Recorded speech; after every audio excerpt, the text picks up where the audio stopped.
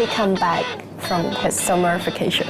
He's physically fully matured now, and I think when he walks around against Hong Kong's best sprinters, he's always looked physically a bit smaller, but I think now he'll hold his own.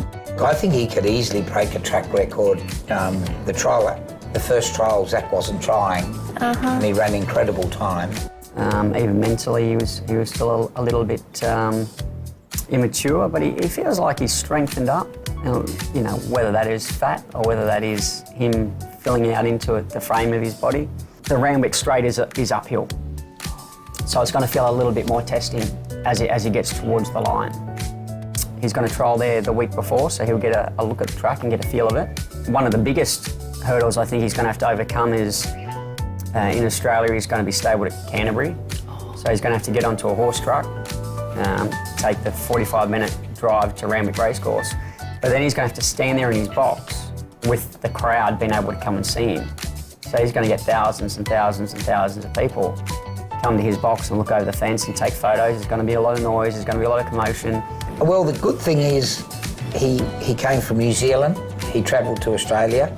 Yeah. He knows Australia, and he spent a lot of time there, and he got to Hong Kong, so he's good at travelling.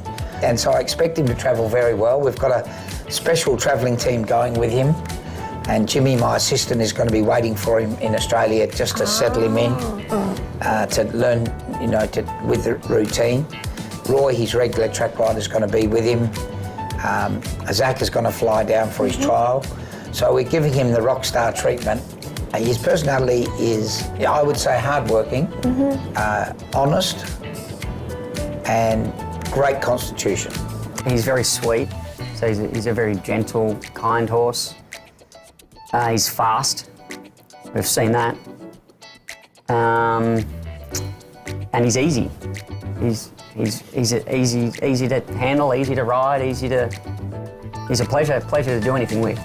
The chairman's because he finished the season undefeated. It helped him win Horse of the Year. It was an international race. Probably, I would say, when he broke the track record, the first time, when it's now been called the Kiss Can. So does it mean a lot to take this Hong Kong champion back to Australia? For me especially, yes. Some people in Australia don't realise how good the Hong Kong sprinters are, and I just want to show the world and Australia this horse close up. You know, he's Hong Kong's Horse of the Year, Hong Kong's hero. So let's hope that two heroes, or three heroes, Hazy's a hero too, go down to Australia and conquer the Everest. 征服珠峰，聽到好熱血啊！珠穆朗瑪峰錦標10月18號就會舉行，大家記得 mark 低，到時幫嘉應高昇打氣啦！我哋翻嚟開來日先，今季有啲咩新騎練呢？好似話有個新嘅南非練馬師喎。我係貴福特。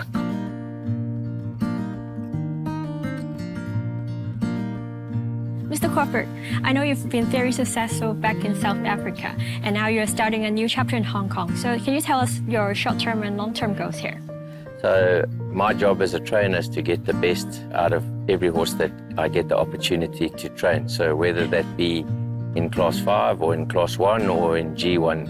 So that's the main objective for me. I mean, to win Group 1 races in any country is super hard. For me, it's always been the pinnacle of horse racing. It's super competitive.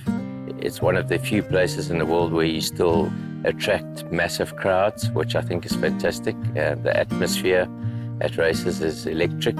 So it's definitely a place that I've aspired to for many years. So we're really excited to start our new chapter.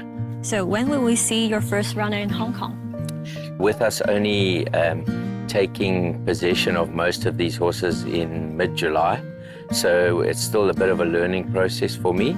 But I do think that we've got some horses that are definitely capable of being competitive. Once again, it's about the horse telling me when they're ready. Obviously, the sooner we get them ready, the better. But in saying that, I also want to afford the horses the opportunity to show me that they're ready for the task at hand. What's the biggest difference and challenge between training in Hong Kong and South Africa? Training across the world is pretty similar. You've just got to adapt to the conditions and the environment that you're in. Obviously, Hong Kong is very hot, so you need to be aware of a horse's well-being at all times. Your tracks here are obviously a little bit firmer and they run a lot quicker. So obviously you need to adapt training styles a little bit differently. And I think the key is to just keep horses nice and sound. Will you be bringing in horses from South Africa? Yeah, for sure. I would love to pursue that. Obviously, at the end of the day, we need the support from the owners who are willing to give us permits to go and find those horses. I'd like to get the opportunity to possibly even take some of the owners to South Africa to let them experience South Africa. Your son James is running the stable back in South Africa. Can you tell us more about it? When I got the opportunity to come to Hong Kong, we discussed whether we felt he was ready to take on the position as official trainer. And thank goodness, it's worked out well. He's now taken over the business in South Africa. It lays a good foundation for possibly bringing horses from South Africa. I know you're close with Karis. Did he give you any advice for training in Hong Kong? Yeah, look, I mean, Karis has been amazing since we arrived. He's helped me a lot. He's pointed us in the right direction.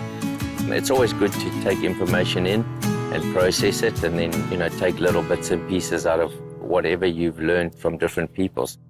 Obviously, I've worked closely with a few of the South African jockeys that are now in Hong Kong, namely Karis. Keegan de Mello's ridden for me many times. And obviously Lyle Hewitson, he also rode for me. Luke has had one or two rides for me, but then he came to Hong Kong soon after that. I think Hong Kong's spoiled for choice of jockeys. I think there's world-class riders here. So obviously meeting new jockeys that I would never have met before. Your stable motto is Race Your Dream in South Africa and in Hong Kong. Can you tell us more about it? Every day when you wake up, you're trying to fulfill a dream. My dream of winning Group 1 races and the owner's dream of owning Group 1 horses. So, basically that's where it comes from. It's just the synergy that we believe it's a powerful statement. And at the end of the day, that's what we're trying to achieve. We're trying to fulfill everybody's dreams.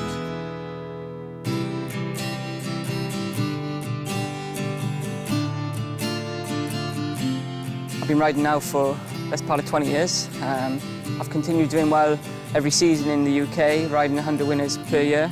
So I just felt as though where I was as a rider, I started off the season really well, finished off back at the end of last month on 70 winners, decided to take the move to Hong Kong due to the fact that I just felt as though it had just improved me slightly, mentally wise and as a rider, and something I looked into a long time ago, liked Hong Kong racing, always have, and felt as though the opportunity was right.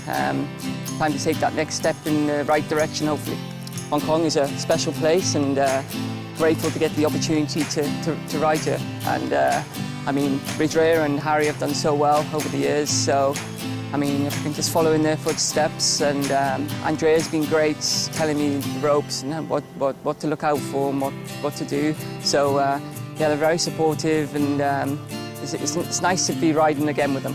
Once I arrived, I was looking around, it looks unreal, doesn't it? I mean, couldn't really believe my eyes how stunning the track is. I've yet to see Happy Valley yet also, so I would say that's amazing. But haven't had time to explore around yet, but I think there's plenty to look at, and got a bit of time on my hands, so I'm sure I will at some point. 聽埋新騎練嘅介紹，開羅特輯就到呢度啦！大家準備好迎接開羅未呢？我真係好期待啊！9月7號星期日，沙田馬場見！